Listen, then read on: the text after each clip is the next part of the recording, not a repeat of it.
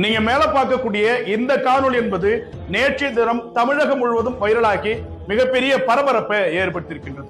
விக்கிரவாண்டி தொகுதியில பாட்டாளி மக்கள் கட்சியினுடைய பிரமுகர்கள் தேர்தல் பணியை செஞ்சிட்டு இருக்கக்குள்ள அவர்களை இடைமறிக்கும் விதமாக இந்த காவல்துறையினுடைய அதிகாரி பாட்டாளி மக்கள் கட்சியினரை ஒருமையில பேசியிருக்கிறார். பாட்டாளி மக்கள் கட்சியினர் உடனடியாக சாலை மறியலில் ஈடுபட்டிருக்கிறாங்க. இவர் என்ன பண்ணிருக்காரு அப்படின்னாக்க, ஒரு காக்கி உடை அணிந்த காவலராக இல்லாமல் திமுகவினுடைய உண்மையான விசுவாசியா இருந்து பாமகவினரை அப்புறப்படுத்துவதோடு மட்டுமின்றி, நான் மதுரைக்காரன்டா வாடா மோதி பாத்துறோம்னு சொல்லிட்டு நாக்க துத்தி ஒருமையில பேசியிருக்கிறார். இந்த காணொலிங்கிறதா மிகப்பெரிய அளவுல சர்ச்சையை ஏற்பட்டு, காக்கி உடை அணிந்த காவல்துறையினுடைய அதிகாரி திமுகவினுடைய அதிகாரி போன்று இப்படி பொதுவெளியில பேசுவது கண்டிக்கத்தக்கது.